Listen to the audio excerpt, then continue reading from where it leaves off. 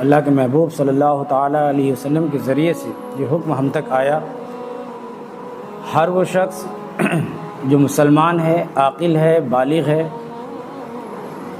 اس پر نماز فرض ہے، اور اگر صاحب حیثیت ہے تو اس پر قربانی واجب ہے۔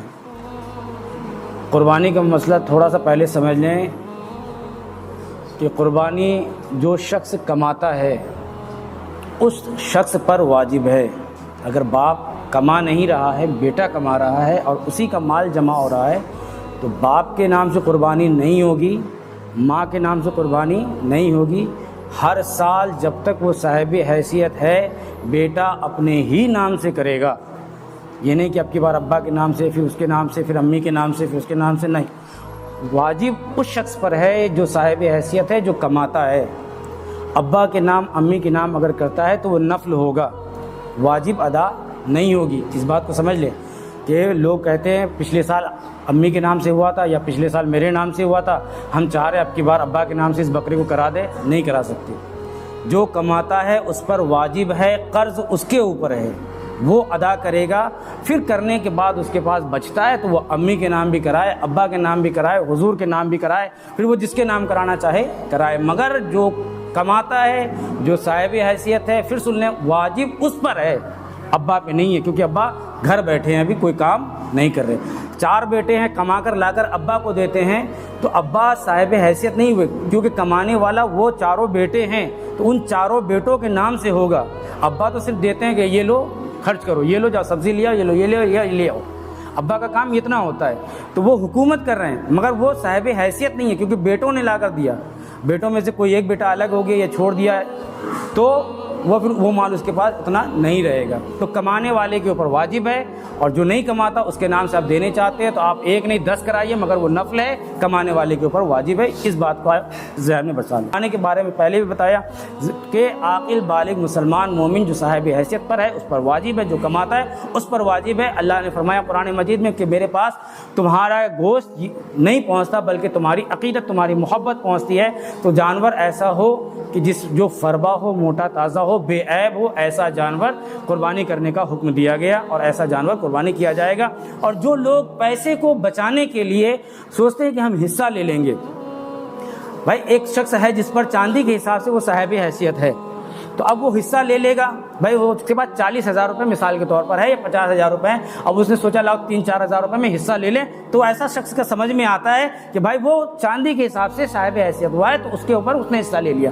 مگر جس کے پاس آئی فون 12 ہو، آئی فون 14 ہو، اور جس کے پاس لاکھوں ہو، جس کے پاس مرسڈیز وغیرہ ہو، بڑی بڑی بلڈنگیں ہوں، لاکھوں مال اس کے پاس پڑے ہوں، اور وہ سوچے حصہ لے کر کام چلا لے، تو شریعت میں اللہ کے محبوب صلی اللہ علیہ وسلم نے فرمایا ہے کہ نہیں، ایسا شخص قیمتی سے قیمتی اور خوبصورت سے خوبصورت جانور خریدے اور وہ اللہ کی بارگاہ میں قربانی پیش کرے۔ ایسا شخص اگر حصہ لیتا ہے، کیونکہ اللہ کے محبوب نے فرمایا جس کے پاس جتنی نعمت ہے اور اس نعمت کو اگر وہ خرچ کر کے اللہ کی بارگاہ میں قربانی پیش کرتا ہے تو اللہ کو اس کی قربانی بہت پسند آتی ہے۔ تو ہم قربانی کرتے ہیں صرف گوشت کے لیے نہیں، بلکہ قربانی کا حکم تو اللہ نے فرمایا کہ اس کو ذبح کرو، تمہاری محبت مجھ تک پہنچ گئی، اب وہ جو خون، وہ جو گوشت نکلا اس سے تم بھی کھاؤ، غریب یتیم فقراء کو بھی کھلاؤ اور تمہارے عزیزوں کو بھی بانٹو۔ تو بانٹنے کا اور دینے کا حکم دیا اور پھر کھانے کا حکم دیا۔ مگر وہاں تو یہ جو ہم نے قربانی کیا وہ تو ہم نے خود کھا لیا، مگر اللہ نے فرمایا کہ جو تمہاری عقیدت، تمہاری محبت اور تمہارے جو مال کی جو جستجو تھی، جسے تم نے خون بہا کر دکھایا کہ مال کی لالچ مجھ میں نہیں بلکہ اے مولا تیری رضا میرے اندر شامل ہے کہ تیری رضا کی وجہ سے میں نے کیا، تو اللہ فرماتا ہے پھر مجھے اس کی قربانی بڑی پسند آتی ہے۔ تو حصہ ایسے شخص کے لیے ہے کہ اب جیسے مثال کے طور پر اب یہ کہ بکرا خریدا 15,000 18,000 20,000 40,000، خریدنے والے تو لاکھوں میں خرید لیتے ہیں، آپ نے خریدا مگر اس کی نمائش نہیں ہونی چاہیے۔ اس کی نمائش کرنے والا پھر وہ گناہ کرتا ہے۔ آپ لاکھوں کا خریدیں، آپ سے کوئی اگر سوال پوچھے، کیونکہ آپ رئیس ہیں، آپ لاکھ کا خرید سکتے ہیں، مگر دوسرا جو چاندی کے حساب سے صاحب حیثیت ہوا ہے وہ حصہ لے رہا ہے، تو اگر اس کے دل کو گراں گزرتا ہے تو پھر آپ کو اس کا گناہ بھی ملے گا، کیونکہ اللہ کے محبوب نے فرمایا نا کہ جو دلوں کو جوڑتا ہے اللہ اس کو بلا حساب و کتاب جنت میں داخل کرے گا، اور جو کسی کی دل شکنی کرتا ہے، جو دلوں کو توڑتا ہے، پھر اللہ اسے جہنم میں بھی ڈالے گا۔ آپ لاکھوں خرچ کریں مگر آپ اپنے لیے خرچ کریں، اللہ کی رضا کے لیے خرچ کریں۔ میرا بکرا دیکھے لاکھوں روپے کا، میرا بکرا دیکھے 80,000 روپے کا ہے، میرا بکرا دیکھے فلانے کا ہے، آپ کو یہ کرنے کا حکم شریعت نہیں دیتی ہے۔ آپ سے کوئی بھی پوچھے تو اطمینان سے بتائیں بس اللہ کی رضا کے لیے خرید لیا. کتنے کا خریدا آپ بتانے کی ضرورت ہے. ہاں تعلقات والے بالکل برابر والے ہیں, وہ بھی لاکھوں والا یہ بھی لاکھوں والا, تو آپ بتائیے, ہو سکتا ہے کہ آپ کے بتانے سے اس میں بھی جذبہ ہو کہ آپ 80,000 کا خریدے, وہ بھی خریدے, مگر کسی غریب کو بتائیں گے تو اس کی دل شکنی ہوگی.